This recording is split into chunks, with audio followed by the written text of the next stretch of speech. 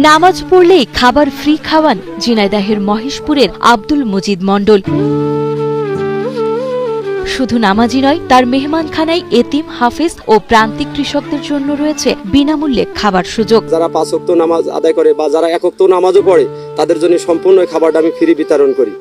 আর যারা 1 ওয়াক্ত পড়ে তাদের জন্য ফ্রি, যারা পথচারী আছে কম বেশি কারণ যারা গরিব মানুষ যারা এতিম আছে তাদের জন্য আমি সম্পূর্ণ ফ্রি খাবার দিই। নিজের পারিবারিক সম্পদের আয় থেকেই এই বিপুল খরচ মেটান আব্দুল মজিদ। সেই সাথে নিজের প্রতিষ্ঠিত মসজিদে নামাজ শেষে নামাজি, পথচারী ও শিশুদের নিজের হাতে রান্না করা খাবার নিজেই পরিবেশন করেন তিনি। প্রায় 1 বছর আগে আমি একটু হার্টের সমস্যার কারণে ঢাকায় হাসপাতালে ভর্তি ছিলাম। ডাক্তারে রিপোর্ট বা আমার দেখে মৃত্যু ঘোষণা করার পরে যে রোগী বাঁচবে না, যদি রোগী বাঁচাতে হয় 5 থেকে 6 লাখ টাকা রোগীর হার্ট ঋণ লাগাতে হবে। আল্লাহ পাকের রহমতে আল্লাহ সুস্থ করে দেওয়ার পর আমি বাসায় চলে আসছি।